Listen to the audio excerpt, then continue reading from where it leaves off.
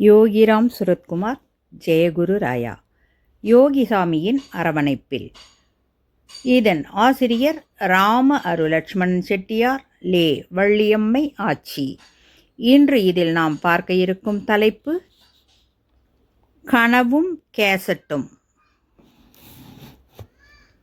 யோகிக்கு உலகெங்கும் பக்தர்கள் நிறைந்திருக்கின்றனர். ஒவ்வொரு பக்தரும் ஒவ்வொரு விதத்தில் பகவானை தொழுவார்கள். அதில் ஒரு சில விதம் இருக்கும். அதில் ஒருவர் யோகியிடம் மிகவும் ஈடுபாடு கொண்டு பாண்டிச்சேரி சுஜாதா அம்மா இவர் யோகியை காண வந்த சமயம் அமெரிக்க பக்தர்கள் யோகியை வணங்கி துதிப்பாடல் பாடினார்கள். அவர்கள் பாடிய மழலையான தமிழை சுஜாதா அம்மா விரும்பினார்கள். சுஜாதா அம்மா என்னிடமும் ஆச்சியிடமும் மிகுந்த பிரியம் கொண்டவர். எனவே என்னிடம், ஐயா, இந்த அமெரிக்க பக்தர்கள் பாடும் பாடலும் அதன் ராகமும் கேட்க இனிமையாக உள்ளது. எனக்கு அதை பதிவு செய்து தருகிறீர்களா என்று கேட்டார்கள்.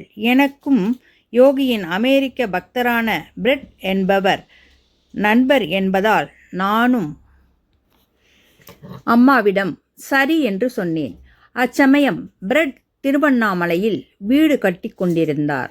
நான் அவரிடம் விவரத்தை சொல்லி ஒரு கேசட்டை கொடுத்து யோகியின் பாடலை பாடி பதிவு செய்து தருமாறு கேட்டுக்கொண்டேன். அவரும் அவ்வாறே பதிவு செய்து என்னிடம் கேசட்டை கொடுத்தார். அதனை போட்டு கேட்பதற்கு நேரமில்லாமல் நானும் அதை கேட்கவில்லை. மறுநாள் காலை மீண்டும் எங்கள் வீட்டிற்கு பிரெட் வந்து வேறொரு கேசட்டை கொடுத்து மன்னிப்பு கேட்டார். எனக்கு ஒன்றும் புரியவில்லை. என்னவென்று பிரெட்டிடம் கேட்டபொழுது அவர் சொன்ன விஷயம் எனக்கு ஆச்சரியமளித்தது. அது என்னவென்றால், நான் கொடுத்த கேசட்டை அவர் டேப் ரெக்கார்டரில் போட்டு பதிவு செய்திருந்தார். ஆனால் அவர் வீடு கட்டும் பணியில் ஆர்வமாயிருந்ததால் பாடலை பதிவு செய்வதற்கான பொத்தானை அழுத்தாமல் விட்டுவிட்டார். அதனை கவனிக்காமலே அனைத்து பாடலையும் பாடி அனைத்தும் பதிவாகிவிட்டது என்றெண்ணி என்னிடம் கேசட்டை தந்தார். இவரின் கவனக்குறைவை பகவானே அவரது கனவில் வந்து உணர்த்தியிருக்கிறார். உன்னிடம் ஆசையாய் பாடலை பதிவு செய்து தரச் சொல்லி கேட்டால் இப்படித்தான் செய்வதா என்று கேட்கவும் பிரெட்டிற்கு தூக்கம் போனது.